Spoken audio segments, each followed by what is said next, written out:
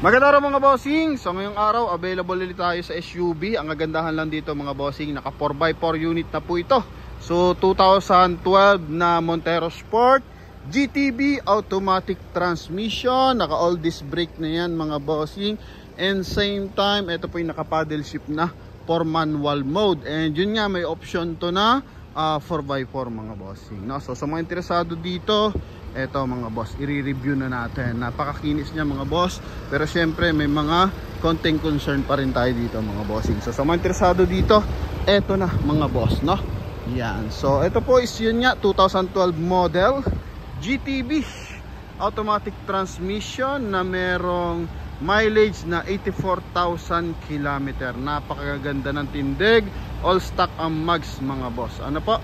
And same time, dito muna tayo sa front area. So naka-projector headlight, coding is Wednesday. So since 2012 mga boss, dapat madidilaw na yung headlight niyan. Pero ito mga boss, kita mo naman, okay, halata na may parking yung dating may-ari. Kasi ano pa mga boss, malilinaw pa mga bossing, even yung kanyang fog light.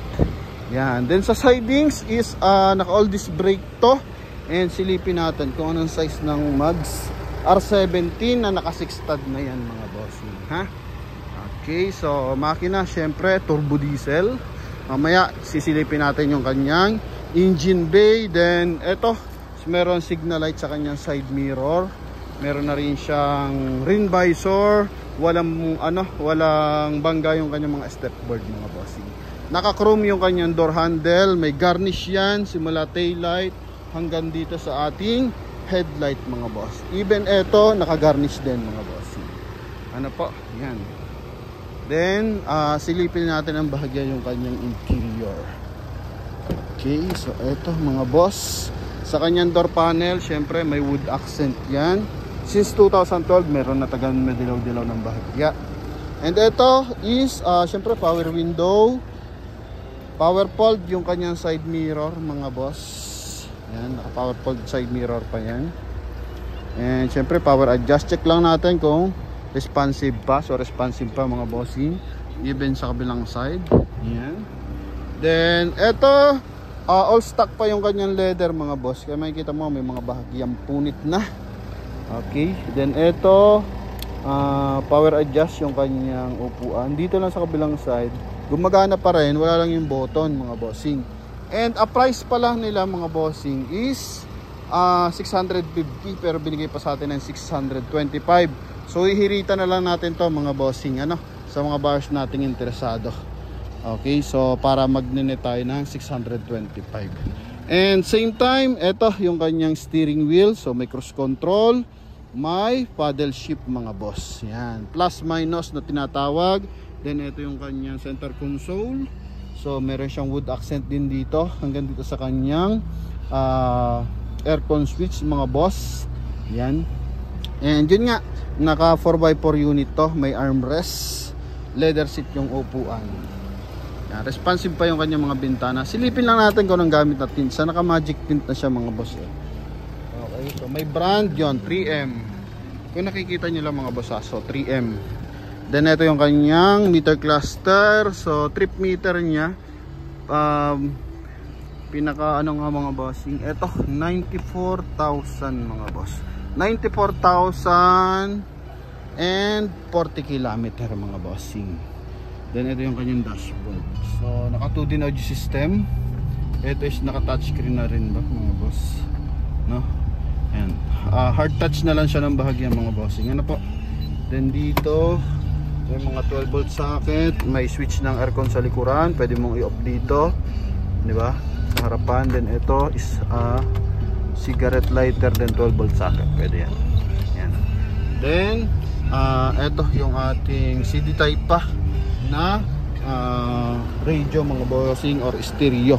So presentable yung kanyang dashboard, walang mga basag. Yan, yun lang kanyang ano mga bossing. Ito lang kanyang 2-din. So may nabibili naman na mga boss na naka-Android na. Yan. Then dito sa kanyang steering wheel, okay pa naman, wala mga putok, no? Yan. So ayos na ayos pa rin mga boss. Dito lang sa kanyang upuan. Then dito tayo sa kanyang second row. Dito may tama ng bahagya. Yan. second row. Ito, may armrest. Kagandahan dito, all stock yung leather nya. So mahalata mo na presentable and maayos yung paggamit ng dating una may-ari. Ayun naman yung dashboard mga boss. Ceiling nya, ito malinis yung ceiling nya mga boss. Okay, ito. Then dito meron pa rin siyang wood accent sa kanyang door panel. Yan mga boss. Sa likuran, so taillight, walang basag yung mga taillight natin. May reverse parking sensor pa siya and reverse parking camera. Yan. Then may spoiler ng bahagya na naka carbon fiber. So aftermarket na lang yan. Sticker lang yan siya mga bossing. Then ito is foldable. Good for 7-seater. Ito nga lang, inaangat yung gantong upuan para at least mag-fold pa. Then dito may 12 volt socket din. Yan. Okay, then dito mga small accessories. Yan. And tools. Then ito yung kanyang ceiling mga boss.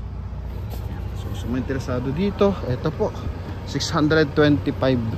Tatawaran na lang natin mga bossing. Okay, 650 kasi sabi ko medyo mataas mga boss. So binigay sa atin 625. So re-request pa tayo dyan. All this brake mga boss. Yan. All this brake yan. And ito yung kanyang kabilang side. Dito may nakita. Ito maliit lang naman. No? And dito normal naman to mga gas-gas na to mga boss. Papadetail lang yung kanyang interior. Yan. Pero sa labas, goods ang labas na ito. Mga maliliit na dent lang. Yan. Okay, ito power bank natin. Baka ibig sabihin accessories. So ito leather nya. May putok na ng bahagya mga boss, no? Yan. Then dito, ito sa mugs mga boss. May konti rin.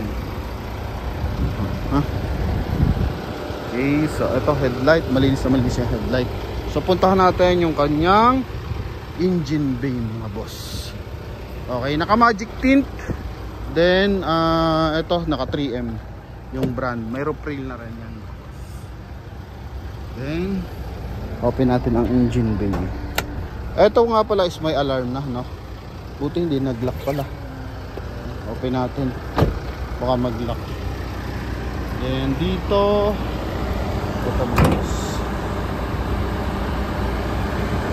ito mga bossing, chinek ko na, may umiingay dito kanina eh.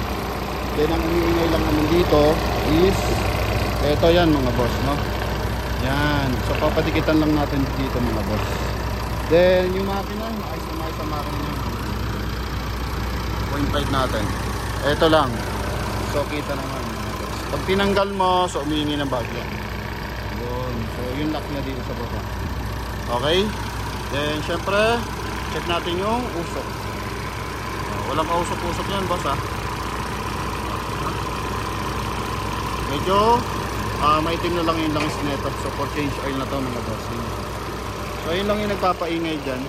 Insulator maganda, hood nya. So walang issue ng bangga yung hood. Ito lang talaga yan. Tingnan natin ha. Ito mga boss. Alright. So yun lang, papalak lang natin yan kung sakasakali. Basically lang, walang bangga to mga boss. Sinilip ko na yung pangilalim nito. Yan, so sa ating mga bars na interesado, busina, eto naman yung busina nya. Yan. Busina. Okay, so maganda yung busina nya mga boss. Ha?